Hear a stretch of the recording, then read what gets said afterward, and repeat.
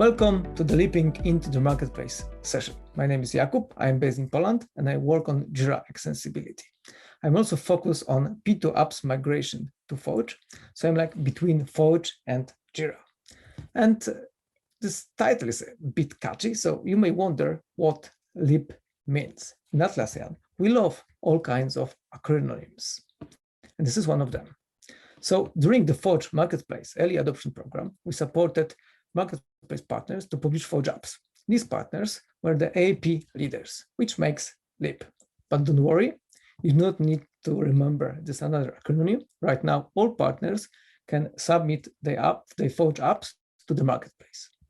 And this session will cover 3 different Forge journeys. First one will be about P2 app migration to the cloud, Epic Clone by AJ Solutions. The second one is an interesting case because JXL is right now an Connect app, but thanks to the Jamstack architecture, it will be moved to Forge when Forge is ready. The third one, Absence Tracker, is one of the first apps on the Marketplace by Transition Technologies. This talk will be about Epic Clone journey to the cloud. With us, we have Jonas from AJ Solutions. Jonas, could you introduce yourself and tell us a few words about AJ Solutions? Yes, hello. Thank you very much. I'm Jonas. I'm co-founder of AJ Solutions. Founded the company together with a colleague in 2019. My colleague is the developer usually, and I'm doing the rest. I'm working mainly as a Jira administrator for over 7 years now, mainly on the on-premise environment. And yeah, with AJ Solutions, we are a marketplace partner currently and have 3 apps on the marketplace, only on-premise so far. And now we have our first cloud app or cloud version. And for me, it was something new. I'm not a developer normally, and I did some things in JavaScript in the server environment to change the UI and do stuff like that.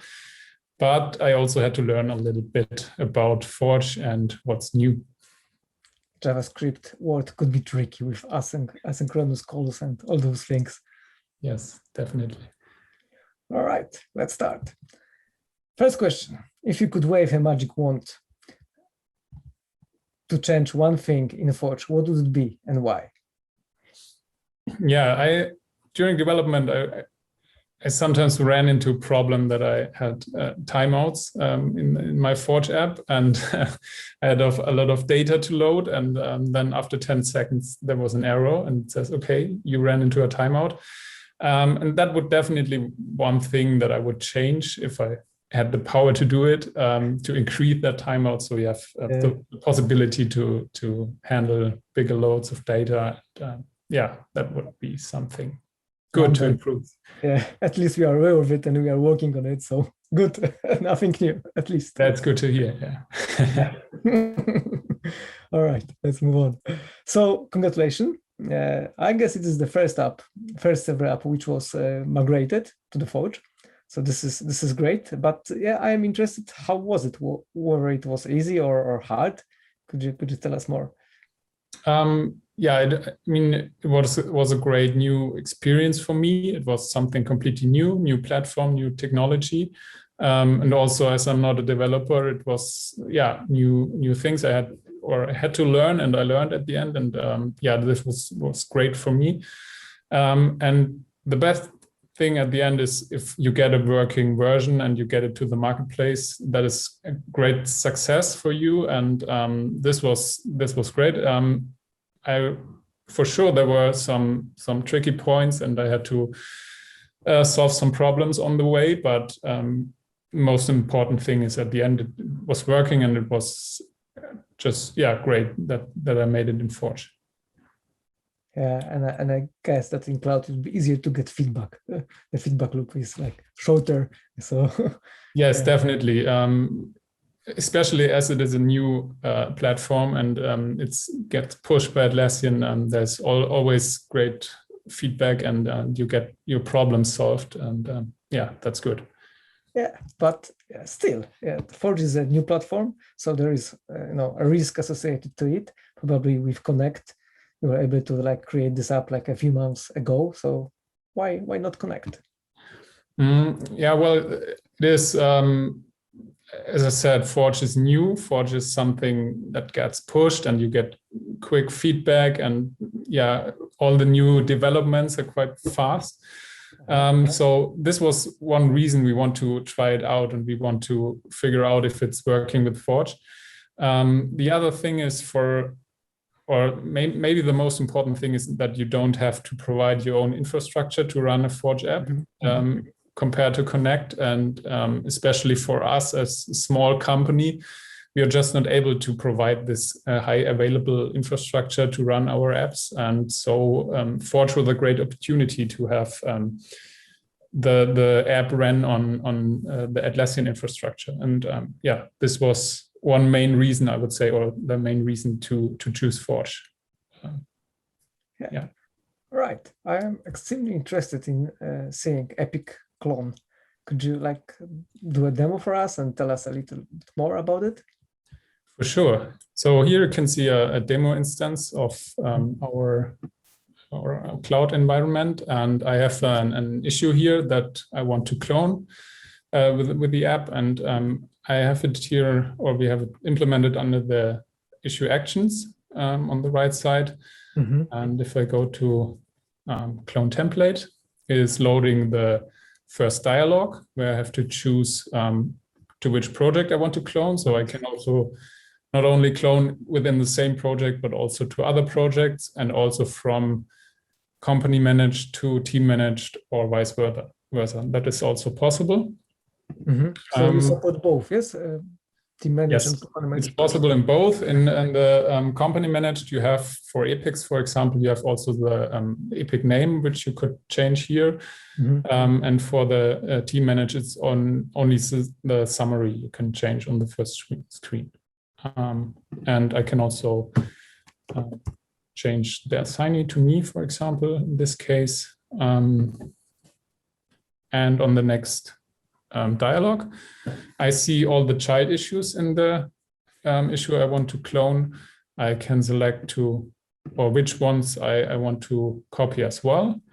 And for the links in the issue, I have the possibility to clone the links itself, or clone the linked issues, or to do nothing of both. So just leave them out.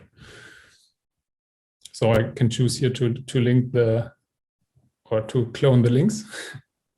And after clicking submit, it is doing the actual cloning process, and I get a success message if it's working, and I have a link to the newly created issue. And in this case, I can see, okay, I have the 3 child issues cloned, and also the links to the other ones cloned. And also the labels have been taken over, and the assignee was set.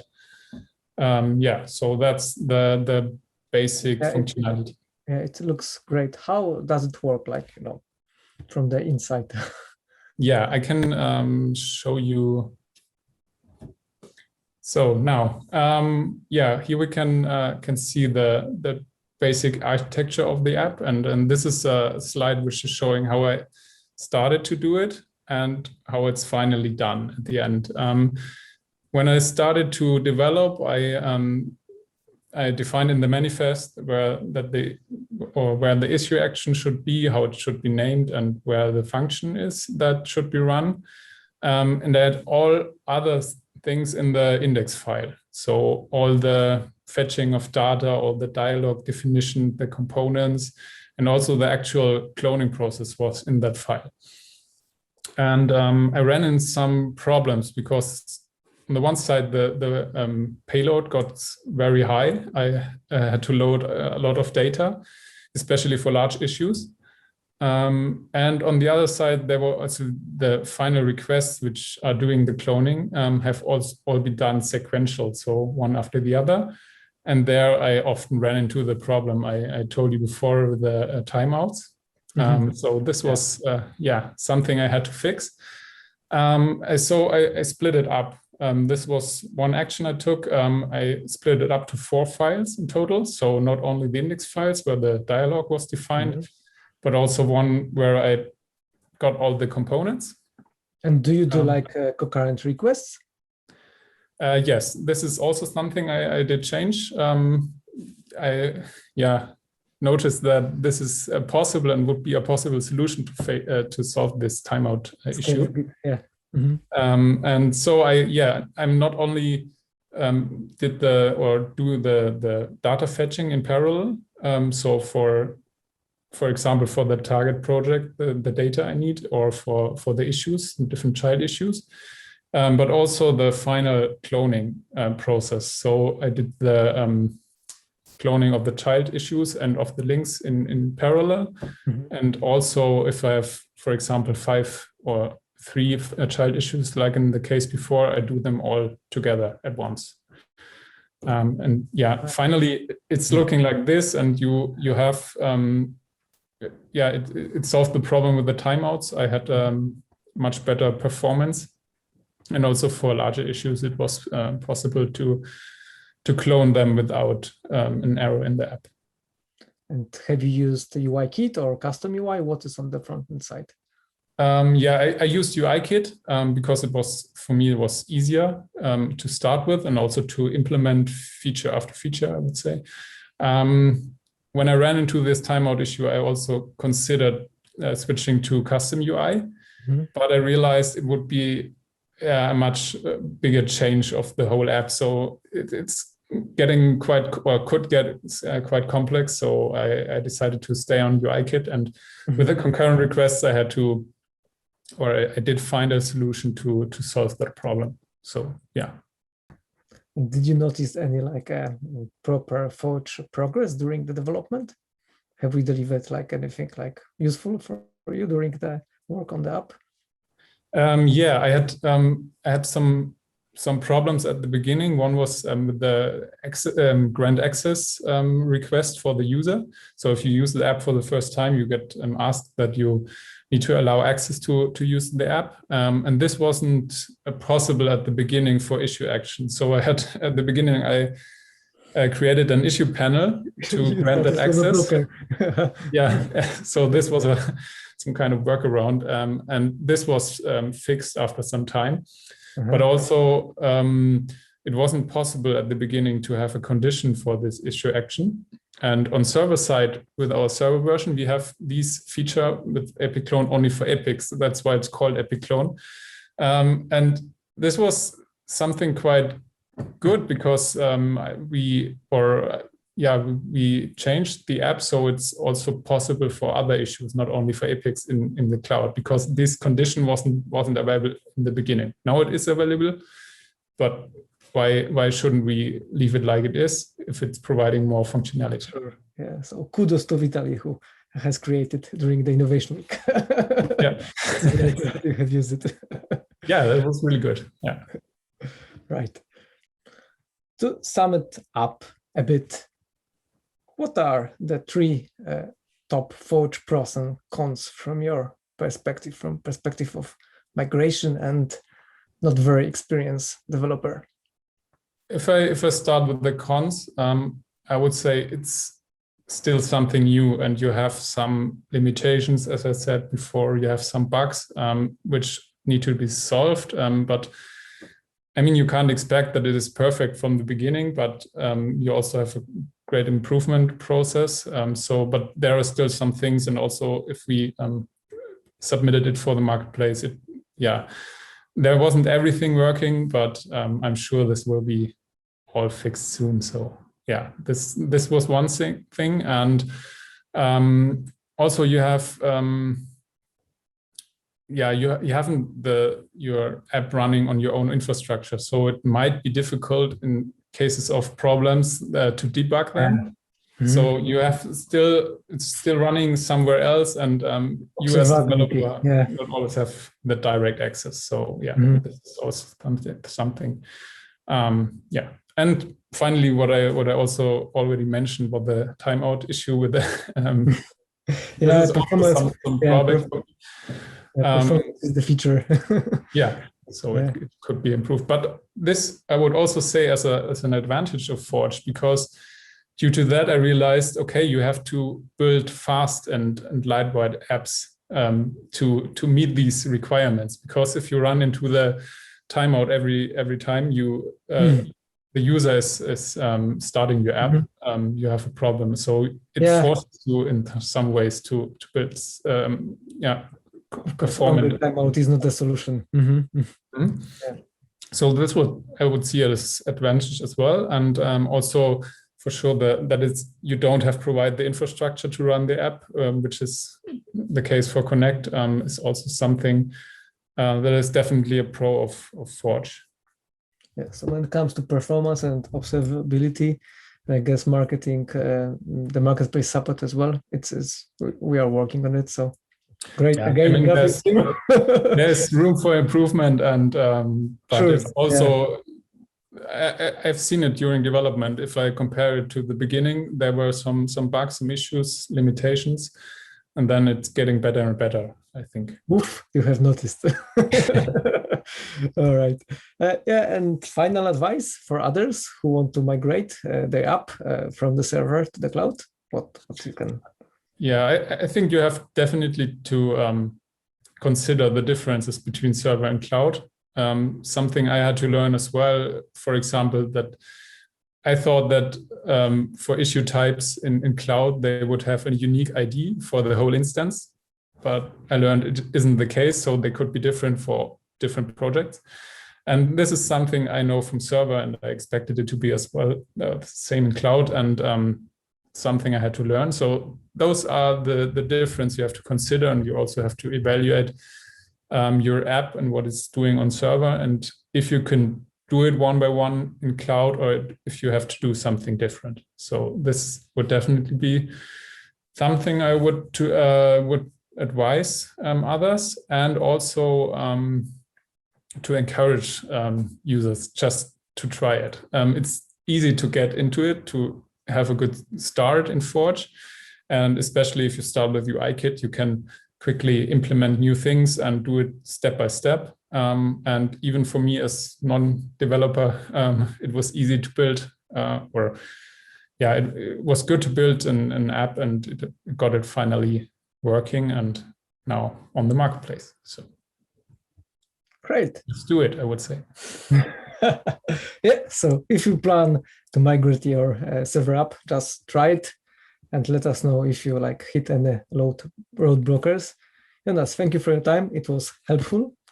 And fingers crossed for Epic Clone. It is on the marketplace, so you can download it, you can play with it, and you can add a review. Thank you very much as well. If you have any questions, if you try Epic Clone, reach out to me. I'm glad to help you, and also to discuss if you have some feature requests or something. So yeah, thank you very much. Bye. Goodbye.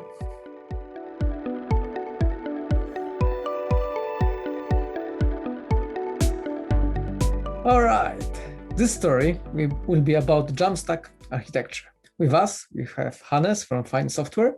Hannes, could you introduce yourself and tell us a few words about Fine Software? Yeah. Hey, Jakub. Thanks for having me. My name is Hannes. I'm the co-founder and co-CEO of Fine Software. We're quite an international business, very small, but very international. One of us sitting in Sydney, and I'm currently in Vienna in Austria. And we just launched in the marketplace 5 or 6 weeks ago, and it is very exciting times. Is it your first app? Our first app is called JXL. So this will be about it. All right. So you don't have there's only one app. All right. Let's kick it off. First one, a hot question. How slow was Forge when you started? Look, it was hard. So I'll talk more about that, right? But we started with Connect, and then we migrated to Forge. I'll talk a little bit about that later. Performance was an issue, but look at this.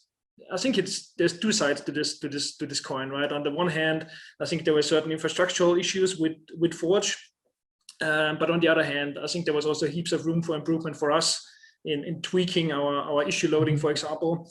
And I think we ended in an okay place. Still a little bit of way to go, I think, but yeah, I think we're on the right track. All right, so it is a bit faster now, which is good. So we made the progress. All right, let's move on. So could you tell us more about your app and about all performance problems which you faced? That will be an interesting thing to hear. Absolutely. First of all, let me give you a little bit of background how GXL came to be. So I actually also worked for Atlassian for many years on the Jira Cloud team, and so did my co-founder Daniel. And throughout the years, we were quite literally, mind blown by how people use Jira, the different ways that people use Jira, the things that people are able to do in Jira. It's fantastic, right? It's such a powerful tool, and I think that has always been kind of the secret recipe for Jira success. But while being so powerful, Jira can sometimes also be quite opinionated, right? So while certain tasks are very easy to do, other tasks are not so easy, right? Are quite cumbersome to do. So what we observed quite often is that people do what I call the circle of Excel. So they start with Jira, they actually export the issues into a spreadsheet application like Excel or Google Sheets, and occasionally after doing their changes, they even import it back into Jira. And if you think about it, there are actually quite good reasons why you would do that. First of all, what are you dealing with in Jira? It's lists or sets of issues. And every issue has a couple of fields, a couple of dimensions, right? So this really, leans itself quite well to a spreadsheet interaction. And the second, these tools are just really, really good, right? And they better are because they've been around for so many years. I mean, Excel was first published in 1985, which is the year in which I was born, right? So they had a lot of years to get these things right and to really nail these interactions. And if you tell me that spreadsheet apps are a little bit out of fashion, then maybe have a look at Airtable. I think they make spreadsheets hip again. So thinking about that for a couple of years, we decided to build GXL, which with the idea to bring together the power of Jira with the familiarity of spreadsheets. But perhaps have a quick look, because a demo says more than 1,000 words. The way that GXL looks today is, we are in a project here. We have a Sheets menu entry. That's GXL, and we now have a couple of sheets. You can have as many sheets as you want. And a sheet really is a sheet title on the one hand, and on the other hand, a JQL statement that defines the issues that are part of the sheet. And then most importantly, the column configuration. So every sheet has a set of columns. You can see we have the time tracking columns, we have the Jira software columns, we have some custom fields. And what you can do is you can, reorder them, reshuffle them as it pleases you, as it fits your problem. You can remove columns, you can add columns. All the standard Jira fields are supported. Maybe add the description here. And once you're done with that, you can really interact with issues, view and edit issues. And you do that using the interactions that you know so well from spreadsheet apps, right? Like you do your selections, you do your keyboard navigations, you do your inline editing. So let's assign this issue to me, and maybe change the priority of this issue. You can filter your columns in a really performant way. You can, sort your columns. And all this happens in the client, so there is no interaction with Jira, right? So it's really kind of snappy and instant. And all the updates that you're doing, they're going straight to Jira, right? So there's no backend in between. This just makes a request to Jira and directly updates the issue, so that is quite fast. My personal favorite interaction, just really quickly, is copy paste. So let's say I want to assign all these issues to me, which sometimes it's actually the case.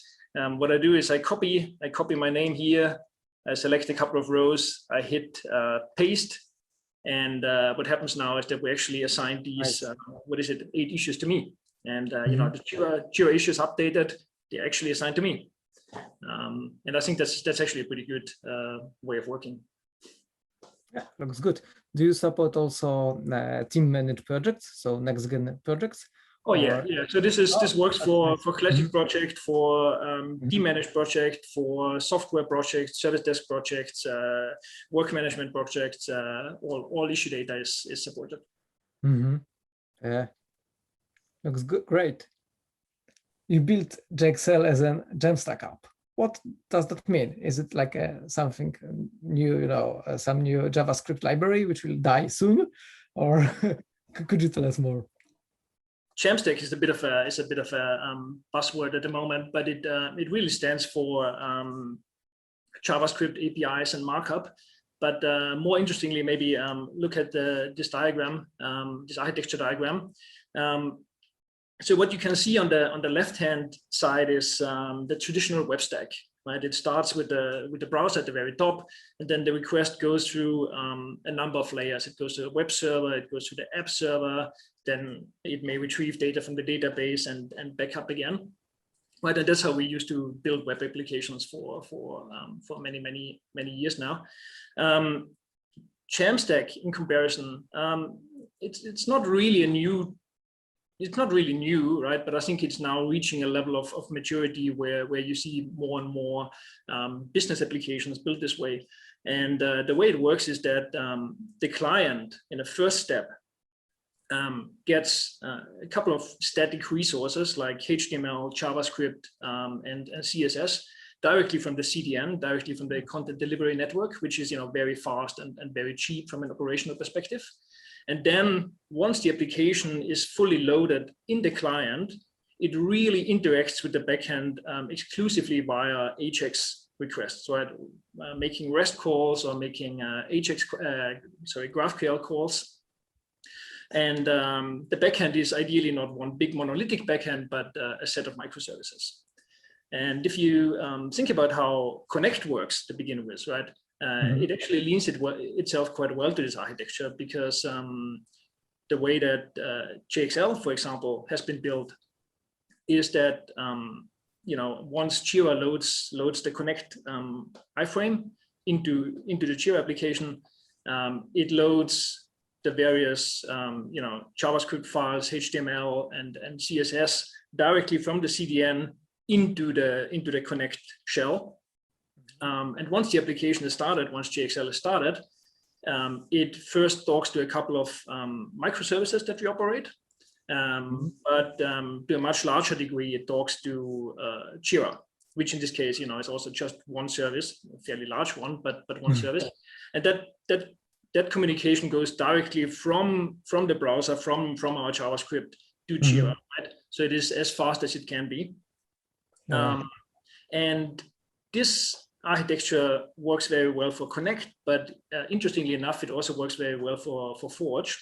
So if you think about how Forge custom UI works, right? You still have these three pillars. You still have the CDN, you still have your own microservices, you still have Jira. But what's happening is that you move the first two pillars, they're really kind of moved into Jira, if you want, right? So, you know, you're not deploying the microservices onto your own infrastructure, you're deploying them into the Atlassian infrastructure. So put it simply, you're deploying them into Jira. And likewise, the CDN, right? Like your static resources, you're not deploying them to your own CDN, you're deploying them to the Atlassian infrastructure into Jira, if you want.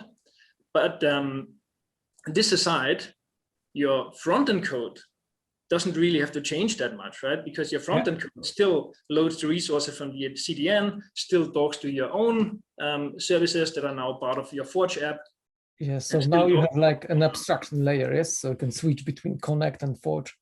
Like that's exactly how we build it, right? So there's a fairly thin layer in our source code that can talk to Connect, but can also talk to Forge. And our business logic doesn't really change. So let me show you something really quickly. So you can see here, this is JXL, as I demoed it before, which is currently a Connect app. But what we can do is we can switch to another application here, which is actually also JXL, but in this case, it's running in Forge. So there are still a couple of capabilities missing, and that's the reason why we are on Connect. But other than that, the application is exactly the same, right? Like, you know, all the things that you saw before are still working, can still filter, can still update your issue, and in this case, it's Forge. Yeah, the loading time was higher, but the responsiveness is quite good, quite fast. That's right. That's right. There are still some performance compromises that you would have to do, but functionally it works. Great. Another tricky question: when will JXL become a Forge app? Look, at this point, we're pushing Connect pretty much to its limits, right? So there is hardly any Connect capability that we're not using. So if you look at Forge, which is, you know, obviously a much newer framework, some of these capabilities are not there. You know, I'm thinking about certain SPA interactions that we want to do within our app. That works quite well in Connect, not yet available within Forge. You know, we've been working with you folks very well over the last couple of weeks and months, and I'm looking forward to continuing to do so. So I'm sure we can close these gaps very soon. And then I don't see any reason why we wouldn't migrate a JXL from Connect to Forge.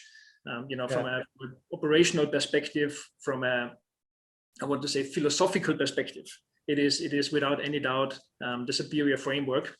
So I'm looking forward to that, and I think it will help us building an even greater, you know, product for our customers. So it's even a question for us, for Atlassian, when Forge will be ready for JXL.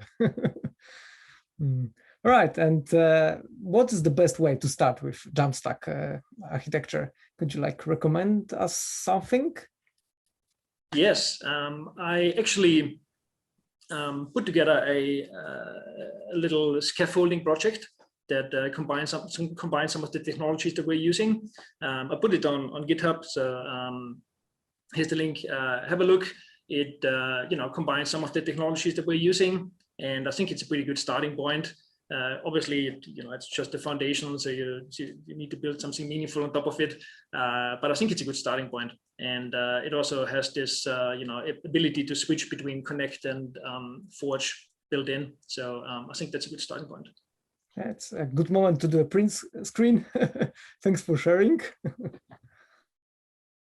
Right, so if you struggle whether you should go with Connect or Forge, you do not need to. Just use Jamstack architecture and switch to Forge when you and Forge is ready. Hannes, thanks, it was really helpful. And fingers crossed for JXL. It is on the marketplace, so you can download it, you can play with it, and every new app needs new reviews. That's right. Jakub, thank you very much for having me. Been a pleasure, and anytime again. Thanks, Hannes. Bye.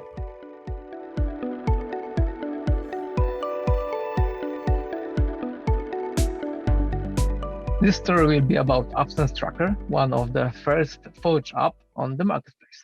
And with us, we have Michal and Tomasz. Guys, could you introduce yourself and tell us a few words about transition technologies?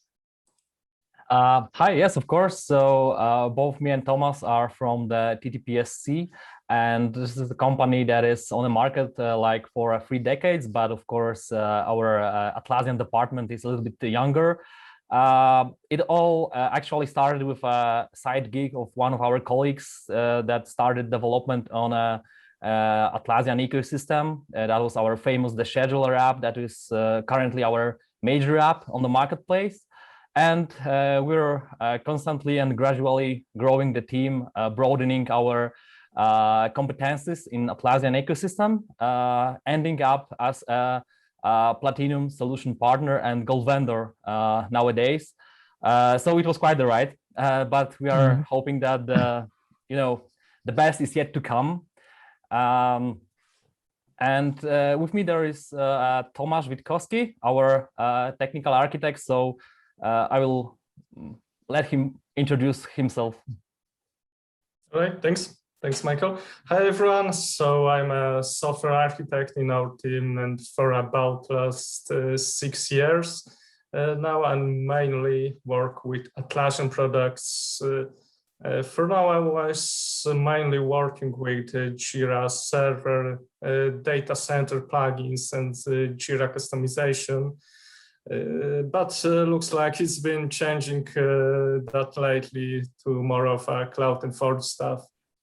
Yeah, and as of me, I have also joined the TTPSC in July 2011 as a Java developer, and I was like involved in various and wide range of projects, like small in-house greenfield projects and full-scale PLM deployment, and also like AWS related cloud infrastructure initiative. And eventually I have joined 3 years ago an Atlassian department, Atlassian team, and right now as a technical manager, I'm responsible for like delivering the marketplace app in a tip-top shape, so to speak. Nice. How many apps have you produced so far? And how many apps do you have on the marketplace? So yeah, so we have dozens of active applications. Like nice. We are recently introducing a brand new apps and withdrawing the old ones, and it's constantly changing. But basically, we have 4 or 5 major apps in the marketplace that are gathering the most interest from our customers. But we are always willing to, find a new niche and find new opportunities to develop valuable tools for our customers. Sure. All right. I guess it's time for the first question. I know that you're based in Poland. So first question, I will test your Atlassian knowledge. Are you ready? Hopefully, yes. So do you know in which Polish city Atlassian has an office? Yeah, I think it's in Gdańsk. Oh, correct. We have 200 developers there. Yeah. Yeah, it was easy. Yeah, and we are hiring. All right, let's move on. So it is always like interesting how people can find and validate ideas for Absence Tracker for the apps. And I wonder, what was the story of Absence Tracker? How did you find and validate an idea for it?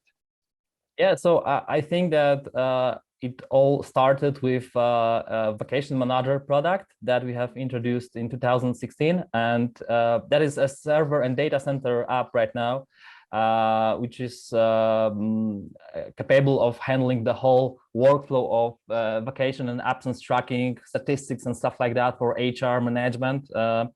And we received a couple of requests from our customers regarding small subset of feature from this app for handling the indicator of absences among the team members, so that you can like plan upfront with knowledge of who will be absent in upcoming weeks, the task on the Jira, distribute them and basically manage your workloads. And we saw that there is a need for that in market. So we decided to follow that path and figure out the best stack or the best way to implement this in a cloud environment. So and the story behind this is that I was attending the Atlas Camp in Vienna 2019, and it was basically like, more from developer perspective, it was mainly Forge centric, so to speak. There were dozens of showcases, networking with the guys behind the Forge, and also the hands-on experience with the laboratories.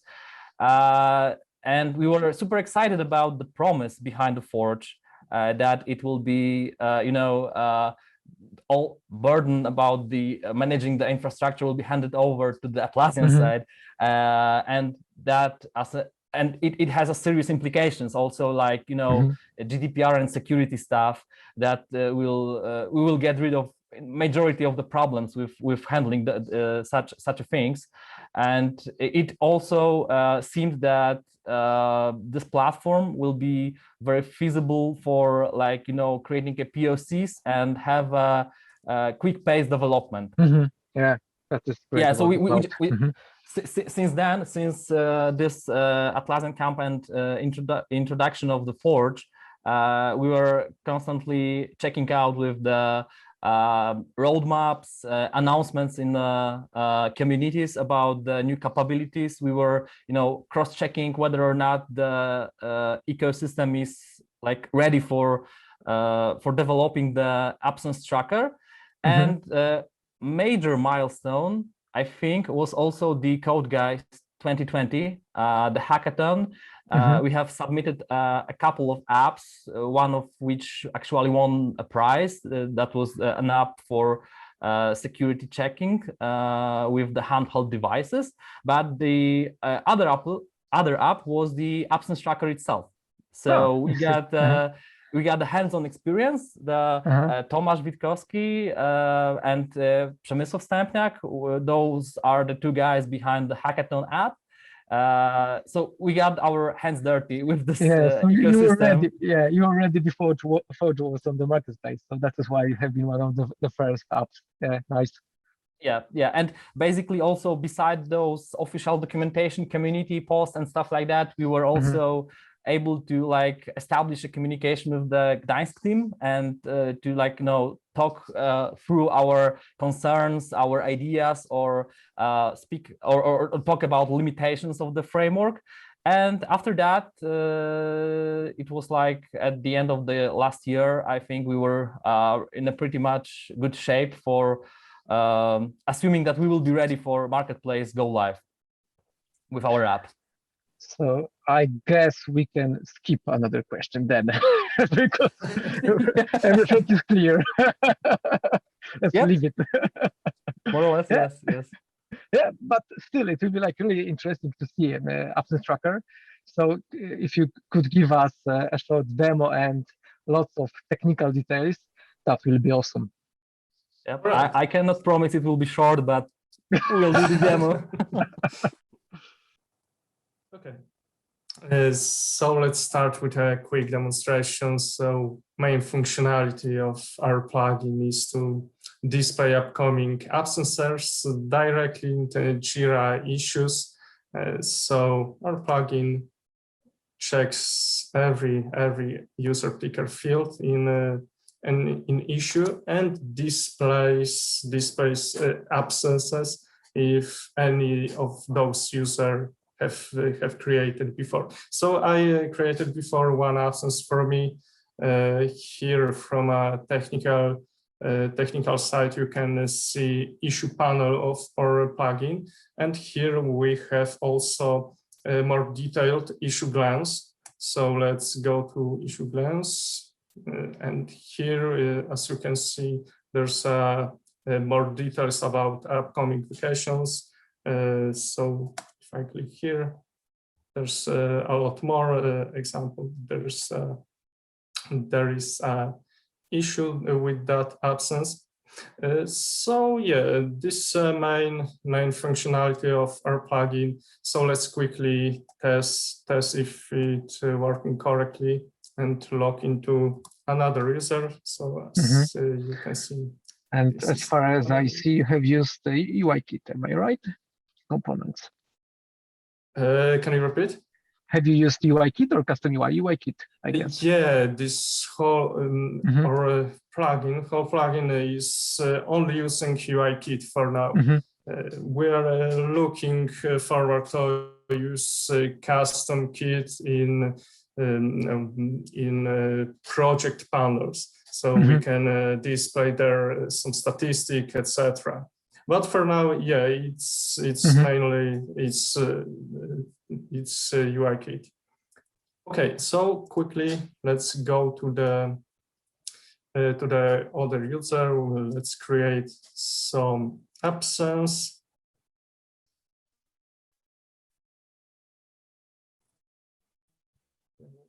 So let's create it tomorrow.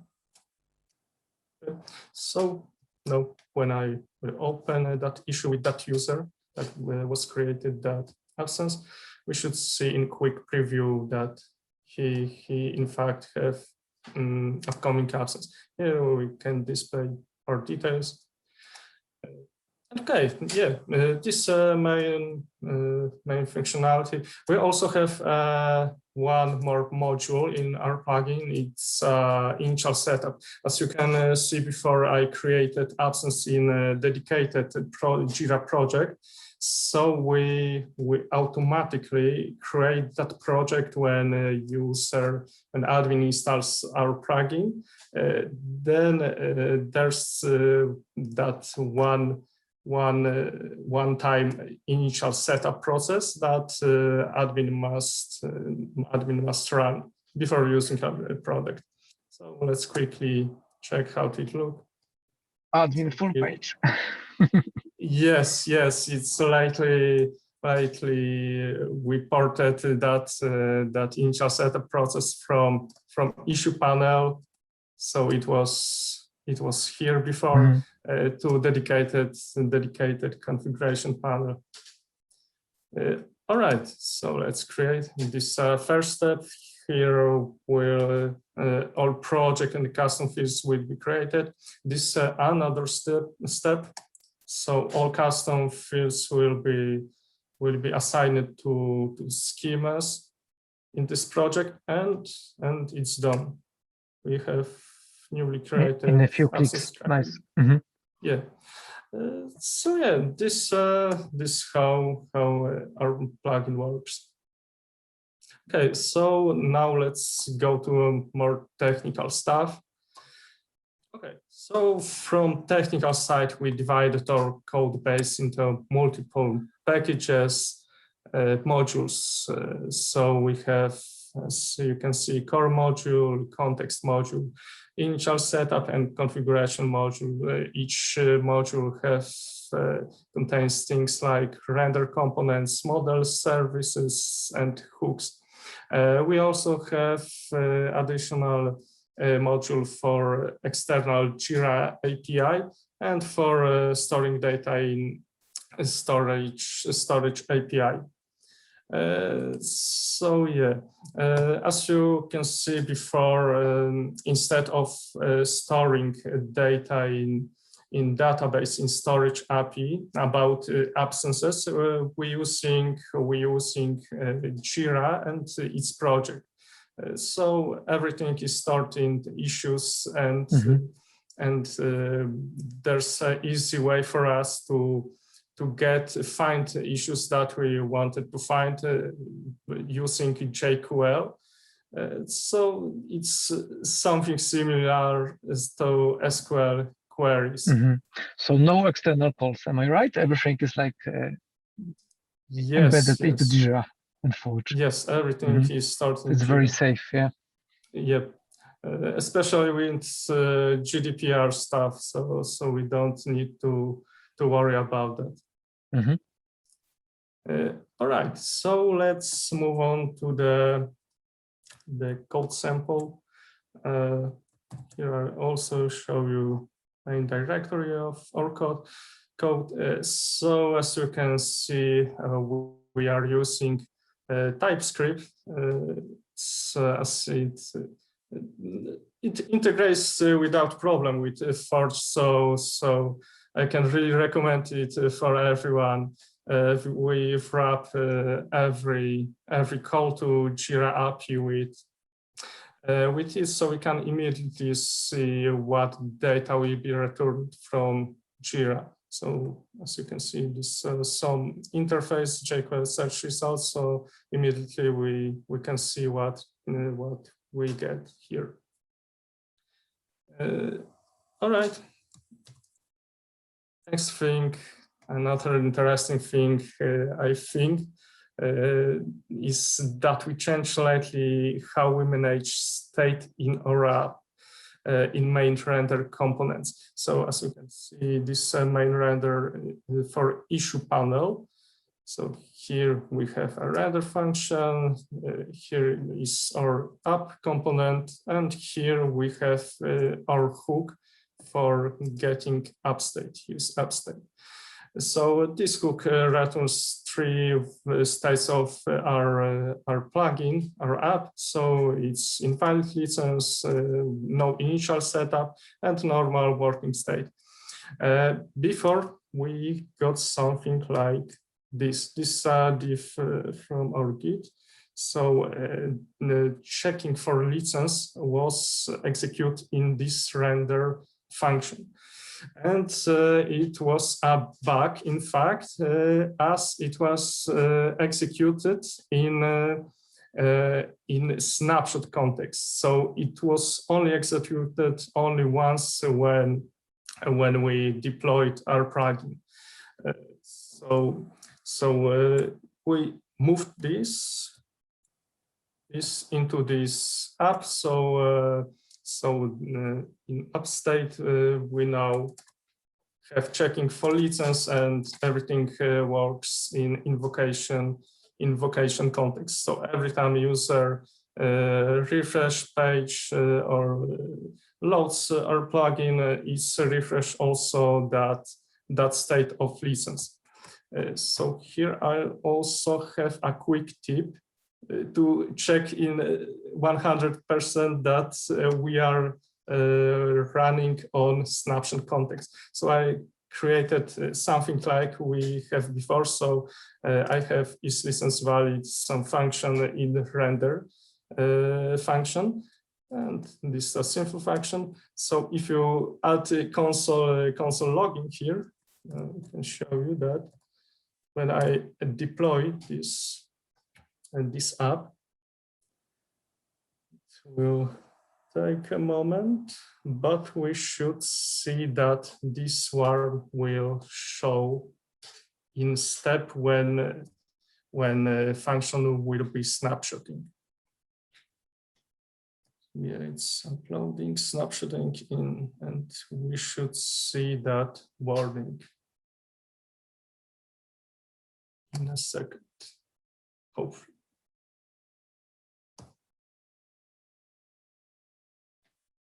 Yep, this text and this was executed on snapshotting functions. So this function is snapshotted and won't change and will be run only once when we deployed our plugin. So this was a bug in our when we sent our plugin to verification. Okay. Yeah, nice. So, I guess it's a common pattern that you need to, do something on initialization phase. Can you repeat? I'm just thinking aloud that it's quite a common pattern that app needs to do something when it's loading. Yeah. The first phase, yeah. Right. Let's take a moment.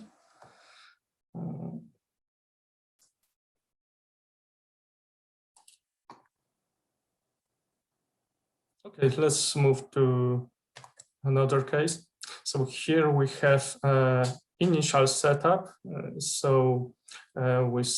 divided this whole initial setup process into two steps. So you can see this is everything that is sent to Jira API. So there's a lot of stuff going on.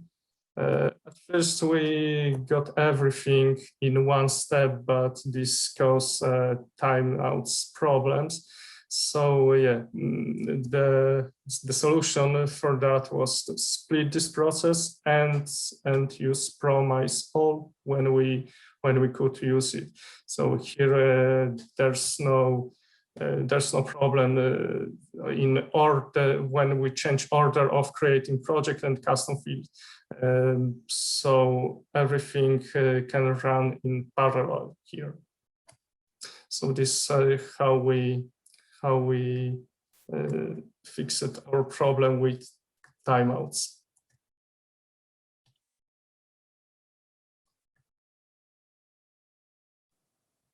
Okay.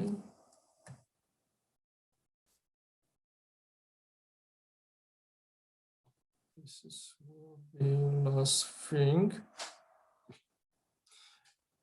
Okay, also lately we started refactoring our old services and starting using our custom hooks. So lately we found out that Forge introduced the use effect hook, so it was easier for us to work with our custom hooks now. Here is an example when we benefited from a use effect. So here in this hook that gets latest user absences, it use effect to call Jira API to search JQueries, and it only executes when either account IDs or days limit parameters are changed. This also a small tip to JSON stringify arrays, so it checks for elements inside and compares elements inside as it converts everything to strings. So it won't compare references to those objects, array objects. Okay, so I think that will be it for interesting stuff in our code base. Thanks, that was helpful. All right, to sum it up a bit, could you tell us your thoughts around what are three pros and cons of Forge? I think the main pros is easy to use. We don't need our infrastructure, so it was easy to prototype and develop this first version of our plugin. Yeah, and I could add that I think that either small and large companies can benefit from the Forge, like in a different manner. So like we can see that Forge can be perfect for like POCs with low cost of or low investment in terms of like infrastructure and stuff like that. You can easily, do some like prototype, do a prototype, and then build a fully blown Forge app. Exactly. And on the other hand, because we are not that small anymore regarding our Atlassian department, I think we can benefit from the fact that there is a promise that Forge will be integrated or to some extent will be enabled to integrate with existing Connect applications. So we have already thought about like, incorporating a persistence layer with this key value per persistence from Forge inside our Connect apps that can be really beneficial for us. Mm-hmm. So I guess that the vendors or companies that have that are already on the market with their major products can benefit in future from Forge and adopt it to some extent. And harmonization. Mm-hmm. And yeah. What about disadvantages? Well, I think of one now. So there's a lot of stuff still in the beta phase. So we have, for example, validators, and we want them to use in our plugin. It would be one of the core features of our plugin, but there are still beta, so we not really sure if they will change or will be removed on mm-hmm. heavily change in the future. So there's some unstable things. Good feedback. Maybe we should have like clean usage when it comes to validators. We have an interesting ongoing conversation then there when it comes to validation. This conversation about flexibility and power versus performance. So whether we should allow partners to build the external, very complicated validators for which customers will wait long time. so we need to like resolve it on our side. But yeah, thanks for this feedback. Yeah, and maybe like a final thought. What are your advices for other partners who wants to build a Forge app? I think you just need to start prototyping, experimenting with things you can do with Forge. For now, it's free, so yeah, you can create cool stuff with it. So yeah. As far as I think every developer should check if UI kit will be enough for him, sufficient for him. So with UI kit, you can't really speed up your development process. So it's a good thing if it has everything you need from UI. Thanks. Yeah, as far as I remember, we promised like 3 years or something of free Forge. So yeah, exactly. yeah, and we will keep it. So don't worry. Yeah, what I could say is also that in spite of the fact that the Forge itself is like in very initial state in terms of like being a major framework, I think that the whole community around it is very helpful and very mature, so to speak. So do not hesitate to like look for answers inside the community. Try to reach out to guys behind the Forge. We found it very useful to have a direct communication with the team and to discuss basically our concerns and stuff like that. So it's very promising how it develops the whole environment and the framework itself. So yeah,